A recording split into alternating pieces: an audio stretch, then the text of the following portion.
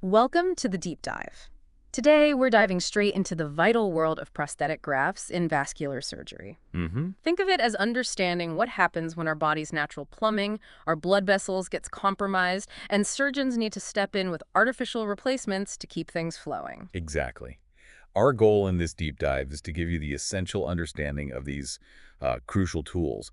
We'll explore why they become necessary, what they're made of, Right. the ongoing challenges in making them work long-term, and some of the truly exciting advancements on the horizon. It's your shortcut, really, to getting informed on a significant area of modern medicine. And to navigate this topic, we're drawing on, well, the definitive source chapters from Rutherford's Vascular Surgery and Endovascular Therapy, 10th edition, specifically the chapter on prosthetic grafts. Gold standard. Absolutely. This is the go-to text, so we're getting right to the core knowledge. What's fascinating, I think, is that the first documented use was way back in 1952, Arthur Voorhees and his colleagues. Yeah, over 70 years ago now. It's amazing how long this has been an area of development. It really is. So, let's get to the fundamental question. Why do doctors even need these artificial grafts? It's a good question. It really comes down to when a patient's own blood vessels, what we call autogenous conduit, just aren't suitable for creating a bypass. That's right. And there's several reasons why someone might not have good options. Maybe they've had veins harvested before Mhm. for, say, a heart bypass or even a previous leg operation. Exactly. Or the veins might just be too small. Or there could be infection at the site where you'd want to take the vein. Uh-huh. Or the vein itself might have problems like varicose veins or previous clots, thrombosis. Right. And, it's important to remember that even with all the advances in endovascular tech, the stents, the angioplasty, They're amazing, yeah. they are. Yeah. And they've reduced the number of open bypass surgeries, definitely. But they haven't made prosthetic grafts obsolete. Not at all. In fact, you could argue the opposite in some ways. Because endovascular procedures are used more, the bypass surgeries that do happen are often on more complex cases. Precisely. Like when an endovascular approach has already failed. So prosthetic grafts remain absolutely vital, especially for patients with severe blockages threatening their limbs. Okay, so when a surgeon decides they need an artificial vessel, what are they looking for? What makes a good prosthetic conduit? Well, the ideal list is quite long. First, it needs to be impermeable, right? Leak-proof. Makes sense. Keep the blood inside. Yeah. And compliant. It should ideally stretch and recoil a bit with the pulse, like a real artery. Biocompatibility is huge. Hmm. The body can't reject it. Yeah. It needs to be durable, last for years, easy to handle, easy to sterilize, easy to implant. And available in different sizes, presumably? Of course, various sizes. And critically, it must resist clotting, thrombosis, and infection. And be cost-effective, too, I imagine. That's quite a wish list. It really is. And, researchers have explored all sorts of properties to try and get closer to that ideal. Things like surface charge, porosity. Right, you mentioned electronegativity, making the surface slightly negative to repel platelets. Exactly. The idea is to make it less sticky for those clotting cells. Porosity, the size of the pores, was looked at for tissue ingrowth, but didn't really pan out for reducing clots. Mm. Then there's endothelial seeding, trying to line the graft with the patient's own vessel lining cells. Or bonding heparin, the blood thinner, directly to the surface. Okay, so with all that in mind, what are the main materials actually used today? What are these grafts typically made of? The two big ones, the workhorses, are Dacron and expanded polytetrafluoroethylene, ePTFE. Right. Let's start with Dacron. Sounds familiar. It probably is. It's a polyester fabric developed way back in 1941 by British chemists, so it's one of the oldest medical fabrics still in continuous use. Wow. And these Dacron grafts can be made differently, knitted or woven. Yes, exactly. They can be knitted or woven, and sometimes they have external rings for extra support to prevent kinking. What's the difference between knitted and woven in practice? Well, knitted grafts tend to be more compliant, more flexible, a bit more like a natural vessel. But the knitting process leaves larger pores. Ah, so they might leak initially. They can, yes. Historically, they needed pre-clotting, basically soaking them in the patient's blood before implanting to seal the pores. Modern ones often have an albumin coating, though, which helps minimize that leakage. Okay. And woven Dacron? Woven is tighter, less porous, so usually no pre-clotting needed. Generally less flexible, though.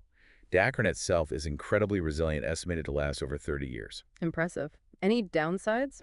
It does have a slightly higher risk of dilating, sort of stretching out over time, compared to other materials. Because of its properties, it's mainly used for larger grafts, like in the aorta or for some leg bypasses. Got it. Now, what about ePTFE, that other main one? Right? Expanded polytetrafluoroethylene. Described later in 1973 in Japan. It has this really unique structure. Imagine tiny nodes connected by superfine fibrils. Like a microscopic mesh or sponge? Kinda, yeah.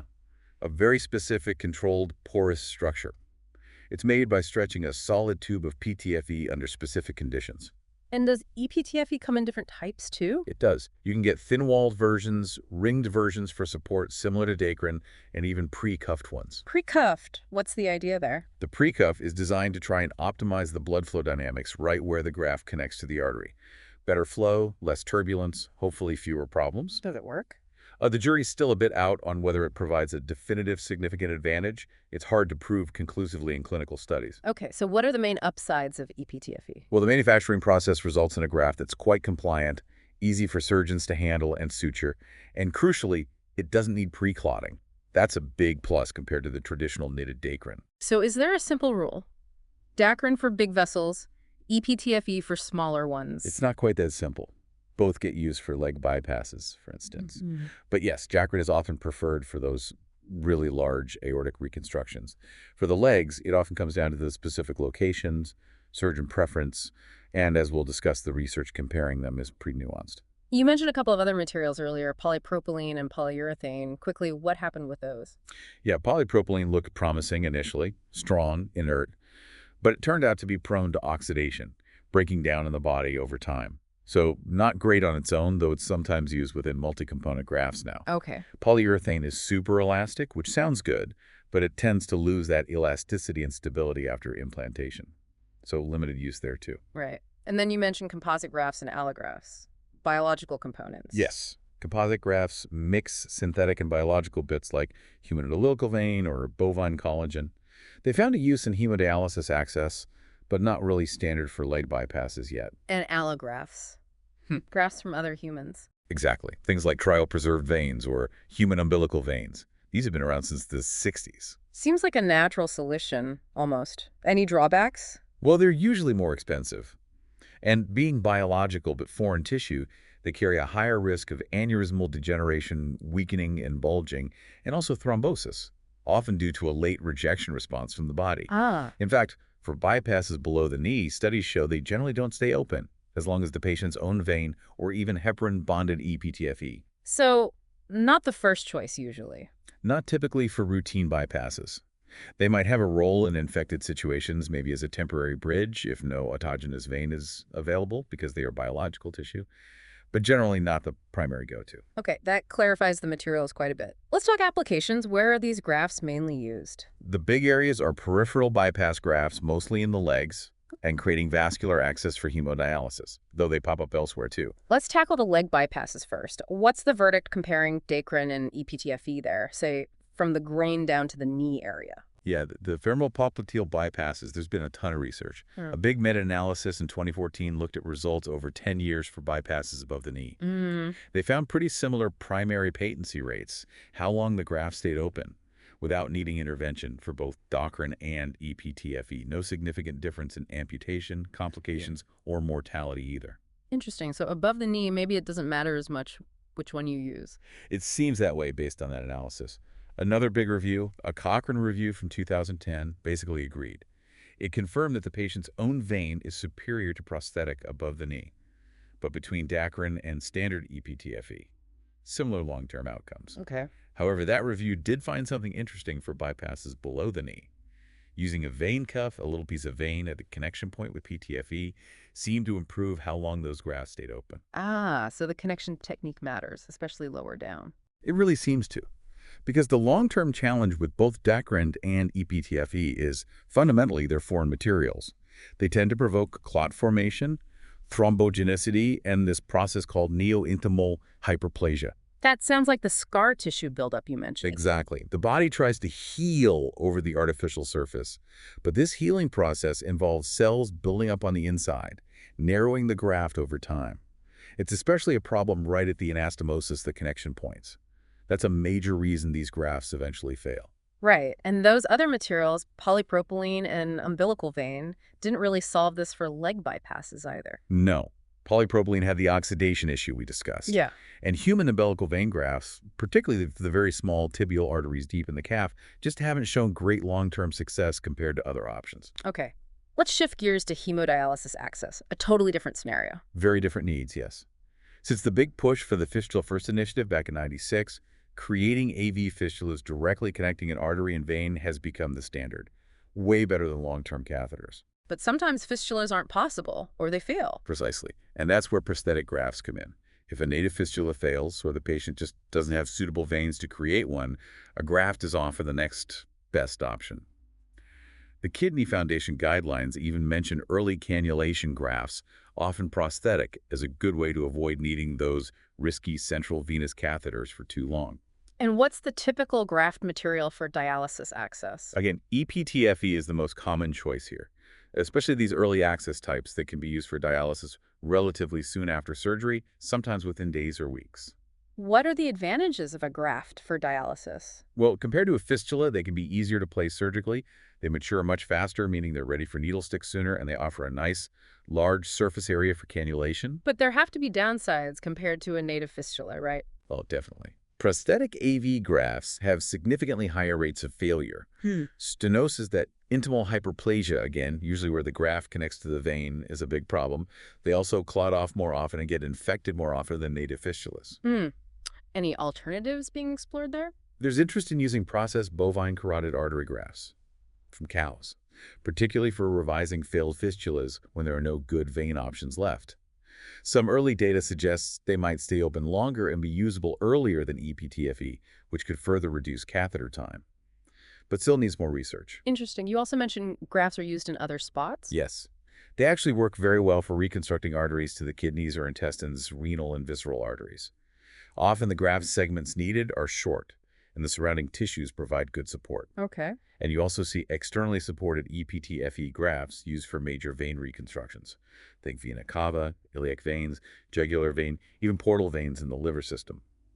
The external support is crucial there to stop the graft collapsing under the lower venous pressure. It's clear these grafts are versatile, but that long-term patency, keeping them open, especially in the legs, remains a major hurdle. It absolutely is. So what strategies have surgeons developed to try and improve things? Well, you're right. Those early results, especially for bypasses way down to the tibial arteries, were pretty poor, often less than 50% open at 1 year. Ouch. Yeah. But as we've said, more and more patients need these grafts because they lack good quality veins, or their veins are disadvantaged, too small, previously used, whatever. And vein harvesting itself isn't trivial surgery. Right, it adds time and potential complications. Exactly. So improving prosthetic graft performance is critical for this growing group of patients. The main strategies focus on improving the connection using modified grafts and sometimes altering the downstream blood flow. Okay, let's start with those connection modifications. Vein patches and cuffs, how do they help? The basic idea is to interpose a small piece of the patient's own vein right at the downstream connection point between the prosthetic graft and the target artery. The Miller cuff from 1984 was an early example. A cuff of vein acting as a transition? Kind of, yes. Some early studies showed it improved patency. But it could also create awkward angles or turbulence, potentially leading to early failures in some cases. Not a perfect solution. Then there was the Taylor patch. Right, another approach. Here, you sew the prosthetic graft partly onto the artery and then use a patch of vein to complete and widen the connection.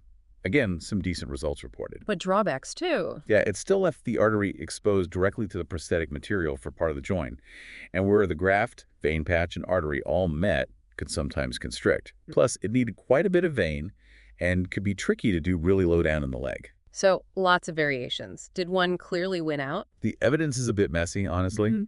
Some studies showed benefits for the Miller cuff versus older techniques, but a randomized trial in tibial bypasses didn't show a significant difference, maybe just a trend.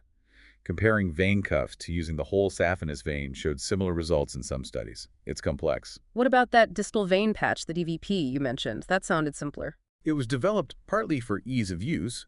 It uses a patch of vein, often quite small, laid onto the artery opening, and then the prosthetic graft is sewn to the edges of that patch. Ah, so the graft connects only to vein. Exactly. The initial series, particularly for tibial bypasses in patients without good vein options, Looked promising, improved patency and limb salvage. Longer-term follow-up showed reasonable patency, maybe around 50% at 4 years. A key potential advantage is that if narrowing does occur, it's often right between the vein patch and the PTFE graft. Meaning the original artery connection is okay. Often, yes. Which means revisions, if needed, can sometimes be simpler, maybe even under local anesthetic, because you're not reoperating directly on the delicate tibial artery anastomosis. What's the theory behind why having that vein patch helps? Several potential reasons. Biologically, maybe the vein lining cells have some anti-clotting or antiplatelet effects, though that's hard to prove definitively here. Mechanically, it acts as a buffer between the stiff graft and the flexible artery, reducing compliance mismatch and stress. It might also create a more favorable flow pattern, reducing turbulence. And simply by making the connection larger, more hyperplasia has to build up before it causes a critical narrowing. Plus, surgeons often find it technically easier to sew the vein patch to a small diseased artery and then sew the graft to the vein. Makes a lot of sense, practically speaking. Now, what about heparin-bonded grafts? Coating the inside with a blood thinner. Exactly. The goal is to reduce thrombosis and that intimal hyperplasia right where it starts on the graft surface. The trick is to bond the heparin securely, often covalently, so it stays put and remains biologically active. Does it work? Animal studies showed it reduces platelet sticking, clot formation, and hyperplasia at the anastomosis. And in humans, is there a specific type? Yes, one well-known technology is the Carmita Bioactive Surface, CBAS. It binds heparin in a way that preserves its natural shape and function. Studies confirm it reduces platelet deposition and thrombus formation. What about clinical results? Do they stay open longer? Initial experiences were encouraging, especially compared to older data for below-knee bypasses. Some studies showed significantly better one-year patency. A bigger trial comparing heparin-bonded Dacron versus ePTFE found an edge for Dacron at 3 years, but not 5, and it was mostly above knee grafts. So still not quite matching a good quality vein. Generally, no. Autologous vein, if it's good quality, remains the gold standard, especially below the knee. But recent data suggests heparin-bonded ePTFE might be a reasonable alternative when good vein isn't available. It might be non-inferior in those specific situations. Any safety concerns with heparin bonding, like that HIT condition? Heparin-induced thrombocytopenia. Yes, it's a theoretical concern, and there are isolated case reports. However, with the modern covalently bonded grafts, studies haven't really shown increased systemic clotting markers or heparin antibodies. The risk seems low, especially compared to systemic heparin use. Okay, good to know. Let's touch on spiral laminar flow grafts. What's the idea there? The theory is that blood flow in healthy arteries isn't straight, it's helical, like a spiral. Proponents suggest that mimicking this spiral flow within a prosthetic graft might inhibit that problematic intimal hyperplasia and maybe stabilize flow through narrowed areas by reducing forces on the walls. Interesting concept. Have they shown better results? There was a registry study reporting pretty good patency rates for both above and below knee bypasses using these spiral grafts. There's no head-to-head trials yet. Not published, no. No randomized controlled trials directly comparing them against standard ePTFE or Dacron. So we still need more evidence to know if they offer a real advantage over established options. Got it. What about adding a distal AV fistula, creating an extra outflow path? The idea here is to increase the overall flow through the bypass graft, especially when the arteries downstream have poor runoff, high resistance. By creating a small connection to a nearby vein, you lower the resistance, pull more blood through the graft, hopefully keeping it open. Does that work in practice? Well, different techniques have been tried. Some reported okay patency, but the fistula itself sometimes clanged off. A randomized trial that included adding a fistula didn't actually show a benefit, though they didn't specifically single out patients with the worst runoff. So maybe useful in very specific cases? Perhaps. There's also been work combining a fistula with that distal vein patch technique, specifically for patients with terrible runoff and no vein options, who might otherwise face amputation. Early results showed some promise for limb salvage in that very challenging group. That leads us to deep venous arterialization, DVA. That sounds pretty extreme. It is a more radical approach, yeah. Reserved for patients with the so-called desert foot, really no good arterial targets left, facing almost certain amputation. So what exactly is done? You basically connect an artery further up the leg directly to a deep vein lower down and disrupt the vein valve so blood flows down the vein towards the foot. The hope is the increased pressure and flow in the venous system will perfuse the foot tissues and maybe even stimulate new vessel growth. Does it work? Reviews show variable success rates, but limb salvage rates can be surprisingly good in some series. It can be done open, endovascularly, or combined. There's even some early work combining DVA with a prosthetic bypass component. It's technically feasible, can relieve symptoms, but definitely needs more study. It's a limb salvage strategy of last resort. Okay, so lots of surgical and graft-based strategies. What about pills? Any medications proven to help keep prosthetic grafts open? The million-dollar question again. Unfortunately, the role of adjunctive medical therapy is still debated. There's no single clear winner. Really? Not even aspirin? Well, a big Dutch study found aspirin seemed better than warfarin for prosthetic grafts, while warfarin was maybe better for vein grafts. But another trial comparing aspirin plus warfarin versus aspirin alone found no overall benefit, and the combo increased bleeding and mortality, although it maybe helped small grafts. Tricky. What about other antiplatelets like clopidogrel? The CASPAR trial looked at adding clopidogrel to aspirin. It didn't help vein grafts much, but it did seem to reduce blockages in prosthetic grafts without more side effects. A Cochrane review also suggested aspirin helps prosthetic graft patency for up to a year. So maybe aspirin or dual antiplatelet therapy? It's commonly used, yes, often aspirin alone or aspirin plus clopidogrel for prosthetic grafts, but the evidence isn't rock solid or universally agreed upon. Newer anticoagulants haven't really been studied enough in this context. And critically, no drug has yet proven effective at stopping the underlying intimal hyperplasia. So medications help manage clotting risk, but don't fix the core narrowing problem. That's a fair summary, yes. Which brings us to surveillance. If grafts can still fail, how important is it to monitor them closely? Extremely important. Detecting a graft that's starting to narrow before it clots off completely makes fixing it much, much easier and safer, and dramatically improves the chance of long-term success and limb salvage. How do you detect that narrowing? Finding it early allows for timely intervention, maybe an angioplasty and stent, or a small surgical revision before a major clot forms. Centers with aggressive surveillance programs report very high long-term patency rates. What does surveillance involve? Just checking pulses? That's part of it, clinical evaluation, asking about symptoms, feeling pulses, measuring the ankle brachial index, ABI, but clinical checks alone can miss significant problems. So you need imaging? Yes, duplex ultrasound is key. It's non-invasive and lets us actually see the graft, measure blood flow velocities, and pinpoint areas of narrowing. Is routine ultrasound surveillance standard practice for prosthetic grafts? It's very common, yes. While the evidence might not be quite as strong as for vein grafts in some specific studies, most centers do regular duplex scans often at 3, 6, 12 months, then yearly. Specific velocity criteria have been developed to guide when an intervention might be needed based on the ultrasound findings. And does it make a difference? Studies suggest it does help detect threatening lesions before they cause thrombosis, potentially improving long-term patency and reducing amputations. Some combined data even suggest it's cost-effective by preventing more complex interventions later. Okay, we've talked a lot about improving grafts. But let's be clear about the fundamental limitations and risks. Why do they fail? Failures happen at different times for different reasons. Early on, within a month, it's often a technical issue from surgery or maybe an underlying clotting disorder in the patient. Right. Midterm, say 6 to 24 months, that's prime time for myointimal hyperplasia at the anastomoses, the connection points. The scar tissue narrowing. Exactly. And then late failures, years down the line, are often due to progression of the patient's underlying atherosclerosis, hardening of the arteries, either upstream or downstream from the graft. And underlying all this is the basic problem of putting an artificial material in the bloodstream. Fundamentally, yes.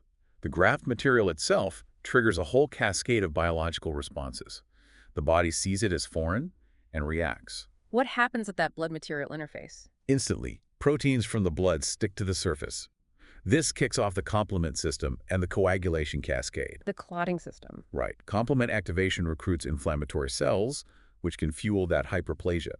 Factor XII binding initiates clotting, and this is worse in areas of slow or turbulent flow, like near the connections. And the blood cells themselves, platelets. Platelets are major players. They stick, get activated, contribute to clots, and interact with the immune response. Yeah. Antiplatelet drugs help, but don't eliminate the problem. Neutrophils come, but don't seem to prevent infection effectively. Macrophages release growth factors that stimulate smooth muscle cell growth, more hyperplasia. What about endothelial cells, the normal lining? They try to grow over the graft from the native artery ends, but it's usually incomplete coverage, especially on longer grafts. And even the endothelial cells that do grow on the graft surface can sometimes behave abnormally, actually promoting clotting rather than preventing it. So it's a really complex, often counterproductive biological reaction. It is. It highlights why achieving long-term, complication-free function is so challenging. Which leads to the major complications. We talked about thrombosis clotting. What happens then? Right, the failing graft narrows, flow slows, then it clots. The patient's symptoms often return, sometimes worse than before. It can lead to limb loss if not treated promptly. How is a clotted graft treated? Depends on the urgency. If the limb isn't immediately threatened, thrombolysis, clot-busting drugs delivered via catheter, or sometimes systemically might be an option, though there are risks and contraindications. And if the limb is threatened? Then urgent revascularization is needed. That usually means surgery thrombectomy to remove the clot, possibly revise the narrowed area, or sometimes a whole new bypass. For chronic, long-standing occlusions, surgery is generally the main approach. The timing of symptoms often guides whether lysis or surgery is preferred initially. And the other big complication, infection. That sounds really serious. It is incredibly serious. While not super common, maybe 1–6% for leg bypasses, less for aortic, the consequences are severe. High risk of amputation, significant mortality, up to 20%. What causes graft infections? Usually bacteria, most often staph species. They can get seeded during the operation from wound problems, nearby infections, or even carried through the bloodstream. Risk factors include redo surgery, diabetes, female gender, having an active infection elsewhere. Interestingly, no specific graft material seems inherently more prone to infection than others. How do you diagnose and treat it? Diagnosis involves clinical signs, fever, malaise, wound issues, plus blood cultures, wound cultures, and imaging like CT scans, ultrasound, sometimes nuclear medicine scans, to see inflammation around the graft. And treatment. Can the graft be saved? Sometimes, if the infection is very limited, the patient isn't septic, and the anastomosis are involved. But often, especially with aggressive bacteria like MRSA or Pseudomonas, the graft has to come out. Completely removed. Yes. Then the question is whether revascularization is needed. If collateral blood flow is adequate, maybe just removal is enough. If not, a new bypass is needed, often routed through clean tissue planes, extra anatomic bypass, or sometimes using special options like antibiotic soaked grafts, cryopreserved grafts, or the patient's own vein if available, either immediately or staged. Dealing with MRSA preemptively before surgery is also becoming more common. A huge challenge. Okay, despite all these difficulties, what's coming next? What does the future hold for prosthetic grafts? Well, the quest continues for that perfect graft, durable, resistant to hyperplasia and infection, mimicking a natural vessel. One really exciting area is bioengineered human acellular vessels. Grown in a lab. Essentially, yes. Human smooth muscle cells grown on a biodegradable scaffold, then the cells are removed, leaving the vessel structure behind. How are they performing? Early trials, mainly for dialysis access, are promising. They seem mechanically sound, don't dilate much, reasonable patency, though they still had issues with narrowing at the venous connection, similar to ePTFE. Importantly, no signs of immune rejection. So not perfect yet, but a step forward. Definitely a potential step forward. They need larger trials, especially comparing them directly to standard grafts and fistulas, but it's a very innovative approach. Anything else on the horizon? Remote monitoring is another fascinating area. Developing tiny implantable wireless sensors to continuously track blood flow within the graft. Like an early warning system. Exactly. The idea to detect hemodynamic changes, signs of developing stenosis or impending thrombosis automatically, maybe via a smartphone app or cloud platform, alerting clinicians before the graft fails completely. Wow. Lab and early animal studies show it's feasible.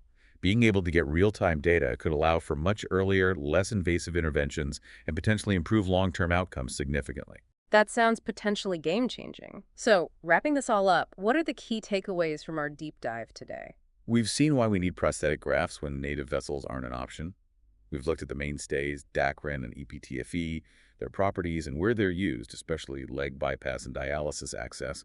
We've really dug into the big challenges, thrombosis and intimal hyperplasia, and the numerous strategies to fight back. Vein cuffs, patches, heparin bonding, novel designs, AV fistulas, DVA. And the importance of surveillance and the risks involved, like infection. Absolutely. And finally, touched on these exciting future directions, bioengineered vessels, remote sensing that offer hope for even better solutions down the road. It's truly remarkable thinking back to Voorhees in 1952. Such incredible progress. Yet the ideal artificial vessel remains elusive. But the field is clearly pushing forward, aiming for durable, reliable options for patients with vascular disease. Definitely. And, considering these advancements, it really makes you wonder what vascular surgery might look like in another 10, 20, or 30 years. How will these technologies change patient care and outcomes? It's a fascinating space to watch.